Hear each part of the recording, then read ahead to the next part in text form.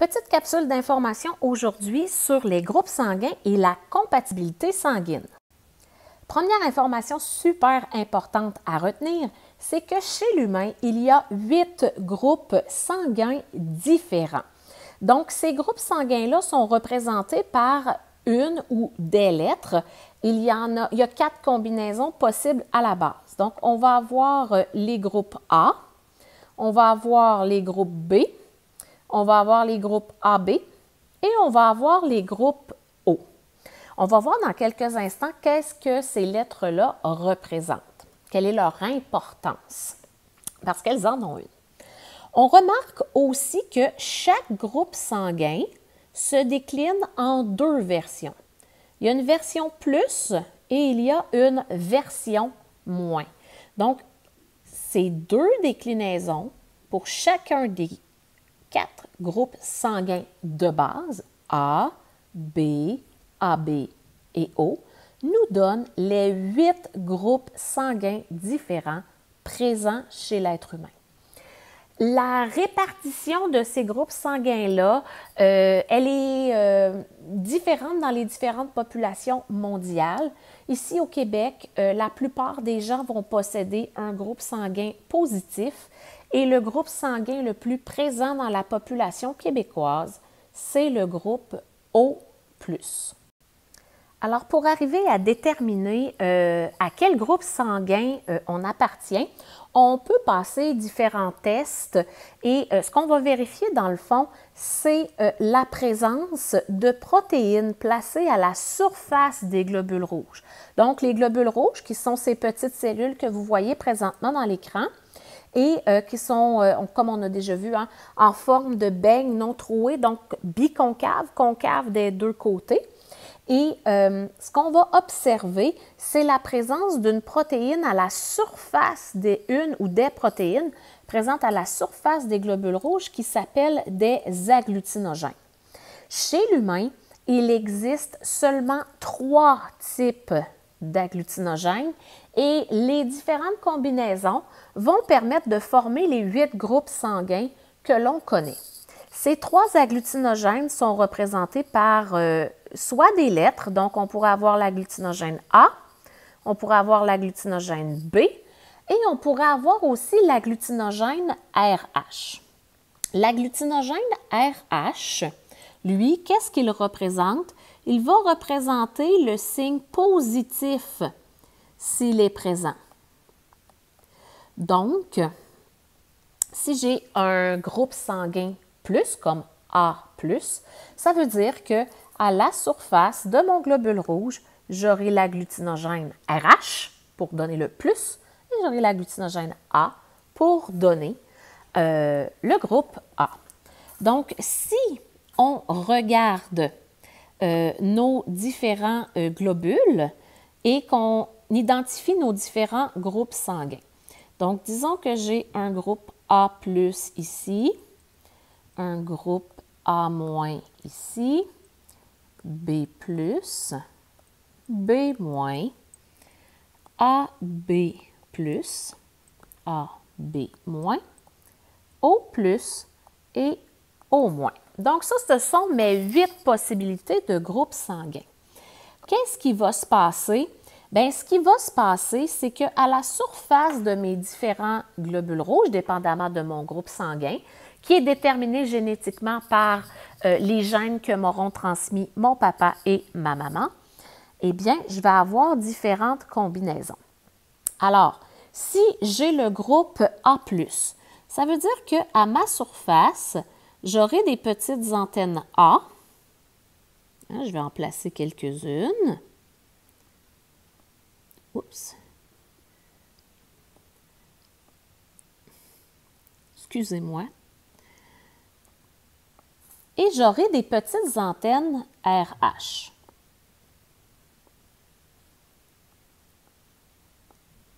Donc, quand on analyse mon sang, c'est ce qu'on verrait.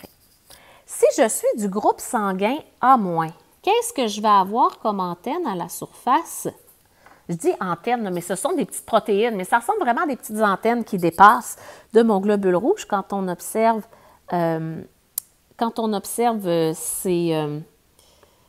ces protéines-là. Donc, j'aurai seulement des petites antennes A. Pourquoi j'ai juste des petites antennes A? Parce que mon globule rouge, mon groupe sanguin, il est négatif. Et on a dit tantôt que si j'ai un groupe positif, ça veut dire que j'ai l'agglutinogène RH. Si je continue mon exercice, si j'avais le groupe B+, ça veut dire qu'à la surface de mon globule rouge, j'aurais des agglutinogènes, des protéines B, et j'aurais des agglutinogènes RH. La quantité a peu d'importance. Si j'ai mon groupe B-, bien, vous avez compris que j'aurai seulement des agglutinogènes B qui seraient présents à la surface. Et là, j'ai un groupe super intéressant qui s'appelle le groupe AB+. Le groupe AB+, vous voyez, il est une combinaison de A, de B et il y a un plus. Ça veut dire quoi, un groupe AB+? Bien, ça veut dire que j'aurai des agglutinogènes A, des agglutinogènes B et des agglutinogènes RH puisque j'ai mon signe positif. Alors, mon petit globule ressemblerait à ceci, par exemple.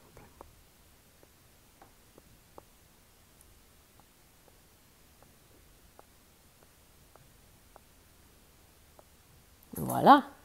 Donc, j'aurai tous mes 3 agglutinogènes présents à la surface. Si j'ai AB-, quelle va être la différence avec AB+? J'aurai tout simplement des agglutinogènes A et des agglutinogènes B à la surface, aucun agglutinogène RH.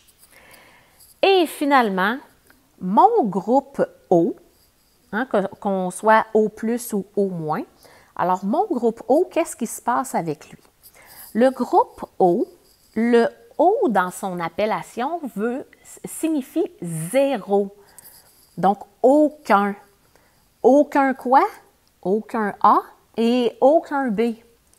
Ça veut dire que si j'ai un groupe O+, le seul agglutinogène que j'aurai à la surface, ce sera des agglutinogènes RH, parce que c'est eux autres qui donnent le signe positif. Et si j'ai un groupe O-, donc j'ai aucun A, aucun B, et là je suis négatif, donc j'aurai aucun RH non plus. C'est un globule rouge qui est tout nu. Il n'y a aucune protéine à sa surface. Et on va voir que le fait d'avoir aucune protéine à sa surface va lui conférer une propriété fort spéciale et très recherchée par les hôpitaux, entre autres. Alors, de connaître les différents groupes sanguins et les agglutinogènes, les protéines qui se trouvent à leur surface, va nous permettre de mieux comprendre ce qui se passe au niveau d'une transfusion sanguine. Bien, tout d'abord, une transfusion sanguine, c'est une injection d'une certaine quantité de sang dans le corps d'une personne qu'on appelle un receveur. Donc, si je reçois du sang, c'est que j'ai reçu une transfusion. Il vient d'où ce sang-là que j'ai reçu? Il vient d'un don de sang qui a été fait par une personne qu'on appelle un donneur. Donc, si vous regardez l'image qui est présente présentement dans votre écran, vous voyez un infirmier qui va venir là, placer une sonde avec une aiguille qui va permettre de retirer une certaine quantité de sang qui n'est pas très grande, c'est un 500 ml, donc un demi-litre. Votre corps contient 5 à 6 litres de sang. Donc, on va venir chercher du sang et ce sang-là, ben, il va pouvoir servir à des transfusions pour un receveur. Au Québec, c'est Emma Québec qui va s'occuper de recueillir le sang des donneurs, mais aussi de le préparer pour qu'il puisse être transféré dans les hôpitaux pour les gens qui en ont besoin, pour les accidentés de la route, par exemple, les chirurgies, les traitements de certains cancers, de certaines maladies. des accouchements qui pourraient être plus difficiles. Donc, Emma Québec s'occupe de faire le relais entre les donneurs et les receveurs via les hôpitaux. C'est super, super important de respecter ce qu'on appelle les compatibilités sanguines quand on doit recevoir une transfusion de sang. Pourquoi? Parce que tous mes groupes sanguins, comme on vient de le voir, ne sont pas équivalents. Ils ne portent pas à leur surface toutes les mêmes protéines d'identification. Et ces protéines d'identification-là, elles peuvent réagir dans le sang du receveur et créer des problèmes de santé à mon receveur. Donc, il faut que les compatibilités soient respectées pour éviter qu'on ait des problèmes de santé dans le receveur. Le problème de santé le plus grave, c'est la mort. On ne veut pas se rendre là. Donc, les hôpitaux s'assurent toujours de bien vérifier le groupe sanguin du receveur, le groupe sanguin du donneur pour être certain que la mort ne surviendra pas, ce qui serait très malheureux. Pour qu'une transfusion sanguine soit sécuritaire, on doit respecter certaines règles.